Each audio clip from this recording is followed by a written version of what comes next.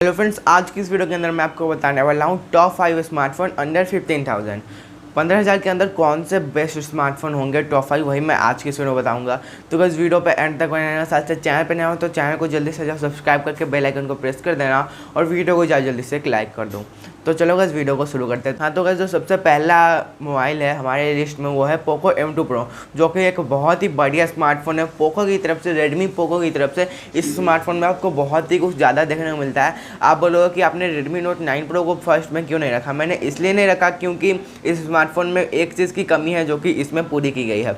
तो गाइस, सबसे पहले मैं आपको बता दूं कि पोको M2 Pro में हमें क्या कुछ फीचर्स मिलते हैं। 2-4 फीचर्स बताऊंगा, हाईलाइटेड फीचर्स, जिसके कारण से आपको स्मार्टफोन थोड़ा सा अच्छा लगेगा। तो सबसे पहली बात तो ये, इसमें आपको स्नैपड्रैगन का 720G प्रोसेसर देखने को मिलता है। और गाइस, इसमें आपको 5 mAh की बड़ी बैटरी भी मिलती है गाइस। और गाइस, जो इसमें आपको क्वाडकॉम देखने को मिलेगा 48-8-5-2 ऐसे कुछ करके इसका जो कैमरा का सीरीज़ है वो ऐसा है।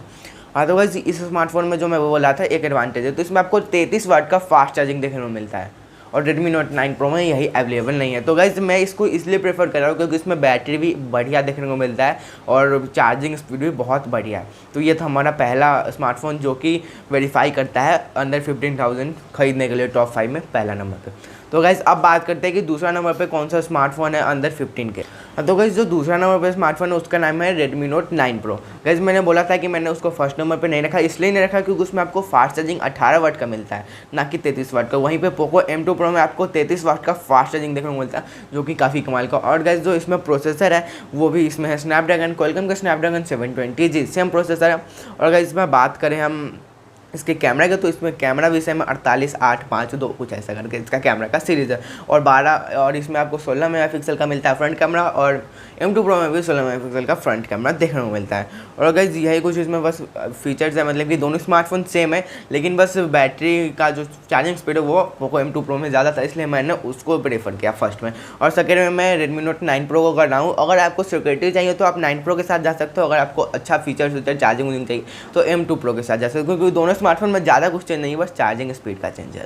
तो अब बात करते हैं तीसरे स्मार्टफोन की जो कि हमारे इस लिस्ट में है। तो तीसरा स्मार्टफोन है Realme 6, जो कि अभी आप देख रहे होगा, ये Realme 6 है। हाँ, तो इस स्मार्टफोन को आपको क्यों लेना चाहिए मैं आपको बता दूँ, क्योंकि इसमें आपको 90 हर्ट्ज़ का रिफ्रेश रेट मिलता है और इसमें आपको जो बैटरी है उसका चार्जिंग स्पीड मिलता है 30 वाट्स का, जो कि बहुत ही अच्छा चार्ज होता है, 1 घंटा में फुल चार्ज कर देता है। और गाइस, जो इसमें आपको गेमिंग प्रोसेसर मिलता है Helio G980, और गाइस इसमें आपको साइड फिंगरप्रिंट है। तो इन कॉस्ट के कारण आपको इस स्मार्टफोन के जाना चाहिए, इस स्मार्टफोन के साथ जाना चाहिए। मैं भी प्रेफर करूँगा कि अगर आप लेना चाहते हो 15,000 के अंदर तो बेस्ट ऑप्शन ये हो सकता है।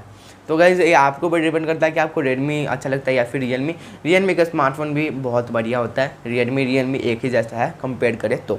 गाइज़, अब बढ़ते हैं चौथे स्मार्टफोन की तरफ कि हमारा चौथा स्मार्टफोन कौन सा है इस लिस्ट के अंदर। तो गाइज़, चौथा स्मार्टफोन हमारा रियलमी नार्जो 10 है, नहीं सिर्फ 10 है। इसमें आपको बहुत ही अच्छे अच्छे फीचर्स मिलते हैं, क्वाडकॉम देखने को मिलता है 48 मेगापिक्सल का, इसलिए मैंने इस स्मार्टफोन को इसमें लिस्ट में रखा।